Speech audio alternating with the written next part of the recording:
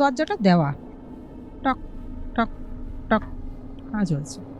ও তুমি বাড়ি এসছো নাকি? হ্যাঁ কি হয়েছে তোমাকে? ও মা বলে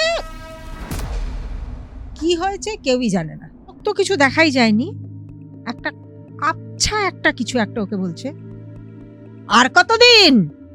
ও আয়নায় গিয়ে দেখেছে গলার মধ্যে পুরো আঁচড়ের দাগ। চলে যা। আর যেভাবে বলেছে মনে হচ্ছে গ্রাস করে নেবে। মেয়েকে নিয়ে বেরিয়েছিল, বোনকে নিয়ে কিছু কিছু জিনিস কেনার ছিল, ওই পুজো আচ্ছার ব্যাপারেই তো বলছে। তা ঠিক আছে, এবার বাড়িতে ওর কাকিমা ছিল, উপরে কাজ করছিল, আর নিজে যেরকম ওর শাশুড়ি মা শ্বশুরমশাই কাজের লোক ছিল, তরকারি কাটছিল যতদূর সম্ভব, মেঝেতে বসে তরকারি কাটছিল। দরজাটা দেওয়া। টক টক টক আওয়াজ হয়েছে। ও তুমি বাড়ি এসছো নাকি? টক টক টক। দরজা তো খোলা আছে, চলে আসো না। আবার একই আওয়াজ। টক টক টক। উফ, তোমাকে নিয়ে না পারা যায় না। এই বলে ও উঠেছে, তরকারি কেটে গেলে উঠেছে। হ্যাঁ কি হয়েছে তোমাকে? ও মা বলে কি হয়েছে কেউই জানে না। যখন জ্ঞান এসছে দেখছে খাটে শোয়া। ওকে, যখন জ্ঞান এসছে খাটে শোয়া, ছোট বোন যে সে জিজ্ঞাসা করছে কি হয়েছে কাকিমা, তুমি এরকম ভাবে মেঝেতে শুয়েছিলে কেন? বলে আমি মেঝেতে শুইনি, আমাকে ধাক্কা দিয়েছিল। কে ধাক্কা দেবে তোমাকে? ওই ওই ওর কাকিমা তখন মনে হচ্ছে মুখ জিভ সব অবশ। ওই বোনটার হাত ধরে বলছে ওরা না মেরে ফেলবে আমাদের, জানিস? আরে কি বলছো, কে মেরে ফেলবে তোমাকে? না ও হবে না, এরকম বলে যাচ্ছে। বলতে বলতে না ওর কাকিমা না আবার জেগে সেই অজ্ঞানের মতন হয়ে গেছে, মানে তন্দ্রা ছন্দের মতন হয়ে গেছে। তা আমার ছোট বোন বলছে তখন ওর বাবাকে যে এক কাজ করো, কাকিমার মনে হয় শরীরটা ভালো নেই, প্রেশার টেশার বেড়েছে, ডাক্তার দেখাও। হ্যাঁ ডাক্তার না দেখালে হবে না।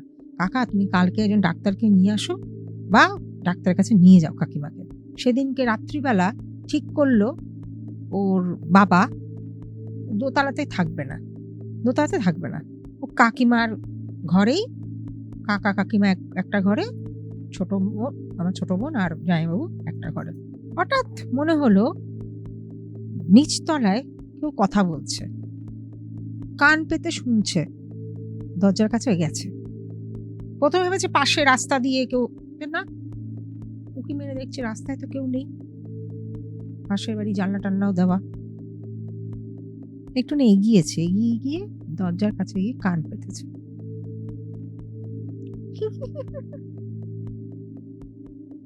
এরকম একটা হাসি।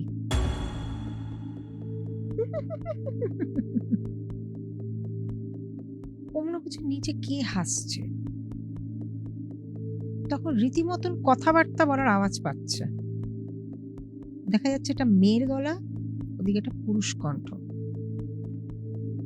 তোমার জন্যই তো আমার এই হাল, তুমিই তো এর জন্য দায়ী। যদি পুরুষ কণ্ঠ বলছে, পুরুষ কণ্ঠ শুনতে পাচ্ছে না, আমি কি করেছি? তুমি তো নিজে ইচ্ছা করে করেছিলে, আমি কি তোমাকে কিছু করতে বলেছি? তুমি তো এর জন্য দায়ী, তুমি তোমার নিজের জন্য দায়ী, এই পুরো ঘটনার জন্য তুমি নিজে দায়ী। আমার জামাইবাবু তখন মানে এসি চলছে ঘরে, এখান থেকে টপ টপ করে ঘাম, ও যা শুনছে দরজা দিয়ে নিচে, এখানে ও নিজের কানকে বিশ্বাস করতে পারছে না। এইবার জামাইবাবু কি করেছে, একটু সাহস জুগিয়ে কিছুক্ষণ পর দেখছে কথাবার্তাটা বন্ধ হয়ে গেছে, আস্তে করে দরজাটাকে খুলেছে, পাশের ঘরে ঘুমাচ্ছে, কাউকে কিছু বলেনি, আস্তে আস্তে এক পা দু পা করে নিচে নামছে। সিঁড়ি ঘরটা তো অন্ধকার, ইচ্ছা করেই অন্ধকার, কোনো টর্চ ফর্চ নিবে যায়নি। হঠাৎ একটা মানে কিরকম বলবো, চোখ তো কিছু দেখাই যায়নি, একটা আবছা একটা কিছু একটা ওকে বলছে আর কতদিন। এই জিনিসটা যখন বলেছে মানে ৩-৪টা ধাপ নেমেছে, আর কতদিন? যে ভারী গলায় বলেছে না, ওর জামাইবাবু তখন ৩টা সিঁড়ি ৪টা সিঁড়ি ধাপ করে পিছল কেটে পড়ে গেছে। মানে এইভাবে পড়েছে, মাথায় লেগেছে। মাথায় লেগেছে। হ্যাঁ, মাথা লেগে ওই যে চিৎকারটা মেরেছে করে পড়েছে যখন, মেয়ে ছুটে এসছে। মেয়ে আর ওর ভাই। কাকিমার তো ওই যে অজ্ঞানের মতন হয়ে গেছে, ওর কোনো জ্ঞান ছিল না সেদিনকে। তো এসছে, এসে বলছে, কি হয়েছে? তুমি এইভাবে সিঁড়িতে লাইটটা জ্বালিয়েছে দেখে বলছো, মা তুমি সিঁড়িতে পড়ে আছো। দেখছি এইখানটা কেটে গেছে, মাথার এখানটা অলরেডি সিঁড়িতে লেগেছিল যেহেতু, মাথার এদিক থেকে পুরো ক্র্যাচ হয়েছে, মাথার এই জায়গাটাতে তো রক্ত বেরোচ্ছে পুরো। এবার বলছে, আরে দাদা অলরেডি বাড়িতে এরকম অবস্থা, তোমাকে রাত্রিবেলা নামতে কে বলেছে? বলে, না আমি কিছু শুনেছি, আমাকে একটু ধর। কোনো রকমে ওকে ধরে ওই বোন, ছোট বোন আর কাকা মিলে বা জামাইবাবুকে ধরে ধরে খাটে শুয়েছে। সে মলম পট্টি বরফ যা করা, ওই রাত্রিবেলা। রাত্রিবেলা তখনও যে কাকা যখন নিচে নেমেছে দেখছে এইভাবে না, তাকালো দরজাটা দিয়ে, মনে হচ্ছে এই বাইরে থেকে মনে হচ্ছে দেখতে পাচ্ছে কেউ, যে কেউ ওদের দিকে তাকিয়ে রয়েছে। দরজাটা কিন্তু দেওয়া, যা যেন ওর দাদাকে মানে আমার জামাইবাবুকে যখন তুলে ধরেছে না, এইভাবে ঠিক তাকিয়েছে। দরজা কিন্তু লক করা, ভিতর থেকে মনে হচ্ছে ওদের দিকে কেউ তাকিয়ে আছে। কাকা না বেশিক্ষণ ওখানটায় সেই মোমেন্টে কিছু বলেইনি ওর দাদাকে। মলম পট্টি সারা রাত সেদিনকে জাগা। তো এবার কাকা বলছে, না দাদাকে তো হসপিটালাইজ করতে হবে। ভিতরে তো ভালো মতন পিছন দিকটা হ্যামারেজ হয়েছে, কারণ এইভাবে উল্টে পড়েছে, ইন্টারনাল ব্লিডিং হচ্ছে। হ্যাঁ, তো ওকে হসপিটালে নিয়ে যেতে লাগবে। তো কি করে, ওই রাত্রিবেলায় বেরিয়েছে, ওই গাড়ি ধরে ওদের সামনেই একটা রিক্সাওয়ালা ছিল, যে ওদিকটাতে ভাড়া থাকতো, দরকার বিশেষে কিছু একটা হলে ওকে ডেকে নিয়ে যেত। পাড়ার ও খুব হেল্পফুল ছিল, তা হাতের কাছে ওকে পেয়েছে, ওকে নিয়ে সামনের হসপিটালে গেছে। গিয়ে ওর বাবাকে অ্যাডমিট নিয়ে নেয়, বলে ওনার ভালো মতন ইনজিওর হয়েছে, ভিতরে ইন্টারনাল হ্যামারেজ হয়েছে, হসপিটালে কদিন ওকে থাকতেই হবে, অ্যাডমিট না করলে আপনি সুস্থ করতে পারবেন না।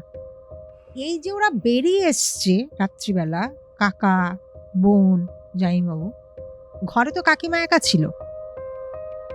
যখন শুয়েছিল ঘুমের মধ্যে ফিল করছে ওর গলা কেউ চেপে ধরেছিল।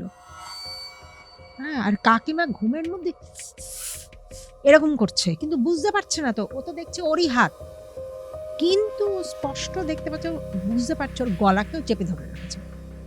যখন সকালবেলা ওঠে, ঘুমটা যখন আস্তে আস্তে দেখে বাইরের আলো ফুটে উঠেছে, সকালবেলা যখন জ্ঞানটা আসে, ও আয়নায় গিয়ে দেখেছে গলার মধ্যে আঁচড়ের দাগ গলায়। কাকা বলছে, কি বলছো, কোথায় দেখি তো, কি আঁচড়? হ্যাঁ, এই সাইড দিয়ে পুরো গলার মধ্যে আঁচড়ের দাগ। এবার কাকা বলছে, এটা তুমি ঘুমের মধ্যে নিজে আছড়িয়েছো, ওর জন্য তোমার এটা হয়েছে, ওগুলো কিচ্ছু না। বোঝাতে চাইছে না। রাইট, আরো ভয় পাবে।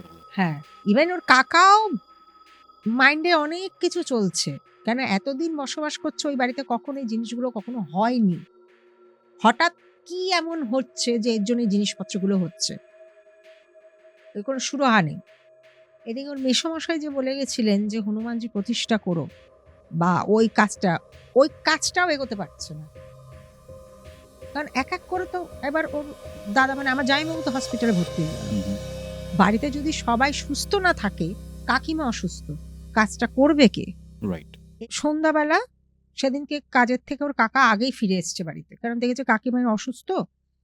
তো বাড়িতে এসে কাকিমাকে বলছে, শোনো, তুমি একটা পুজোর ফর্দ করো তো, এরকম মা তো অনেকদিন ধরে বলছিল একটা পুজোর ফর্দ করো। তা ও কাকিমা বলছে যে, দাদা তো হসপিটালে, দাদা আসুক। তাহলে হ্যাঁ হ্যাঁ ঠিক আছে, হবে, তুমি ফর্দটা বানাও, সবকিছু আস্তে আস্তে শুরু হবে। বাজার ফর্দ অনেক তো আয়োজন, এক এক করে ফর্দমালাটা বানাও, আমাকে বলো কি কি লাগবে, আমি সব তৈরি করে রাখি। সন্ধ্যাবেলা এইসব কথাবার্তা হচ্ছে, এই চিন্তা ভাবনা করতে করতে সিগারেট ফুঁকতে ফুঁকতে ছাদে গেছে। ছাদে গিয়ে রেলিং এর ধারে দূরে কোথাও রবীন্দ্রসঙ্গীত গান হচ্ছিল। তো ওইটা না খুব মন দিয়ে শুনছিল। কারোর বাড়িতে কিছু একটা রেকর্ড চালিয়েছিল সামথিং। তো ধ্যানটা না পুরোপুরি অন্যদিকে ছিল। আর কাকা ছাদের যে রেলিং থাকে তার উপরে একটা পা দিয়ে থাকে না, হেলান দিয়ে যেরকম বসে ওরকম ভাবে বসে সিগারেট ফুঁকছে। কিছুক্ষণ পরে হঠাৎ দেখছে, ফিল করছে ঠান্ডা ঠান্ডা কিছু একটা লাগছে পিঠের কাছে। কাকাটা এরকম এরকম এরকম এরকম করছে। আবার মনে হচ্ছে ঠান্ডা ঠিক ডান দিকের ইয়েটার মধ্যে, মেরুদণ্ড জায়গাটার মধ্যে এরকম ঠান্ডা জল, মানে বরফের লাগলে যেরকম হয় একটা শিউরানির মতন, ওরকম লাগলো। এরকম না ঘুরে এরকম তাকিয়েছে, মানে এইভাবে বসেছিল, এইভাবে বেঁকে উঠেছে, চলে যা। ওই যে ওইটা বললো, ওটা দেখলো, ওটার পরে ওর কাকা না আটটুলে ছাদ থেকে উল্টে পড়ে রেলিং এর ধারে বসেছিল। মাল্টিপল হন্টিং এক্সপেরিয়েন্স করছে। ও কাকা সেদিন ডেথই হয়ে যেত। ও পড়েছে এইভাবে, রেলিংটা থেকে এইভাবে পড়েছে, পড়ে গিয়ে বাঁ হাতে চোট পেয়েছে রীতিমতন। কাকা তাড়াতাড়ি নিচে নেমে এসছে, নিচে নেমে দরজাটা কোনো রকমে দিয়েই শটান ঘরে গিয়ে দরজা দিয়ে দিয়েছে। ঘরে ঢুকে এসে কাকিমাকে কিছু বলেনি, মানে কাকিমা মানে স্ত্রীকে কিছু বলেনি। ঘরে বসে চিন্তা করছে যে এটা কি দেখলাম। ও কাকা যেটা দেখেছে উস্কো খুস্কো চেহারা, কান নেই, চোখ নেই, নাকের জায়গাটা এরকম গর্ত, যেরকম কঙ্কালের যেরকম ইয়ে থাকে সেই রকম একটা ছায়ামূর্তি। চলে যা। আর যেভাবে বলেছে মনে হচ্ছে গ্রাস করে নেবে কাকাকে।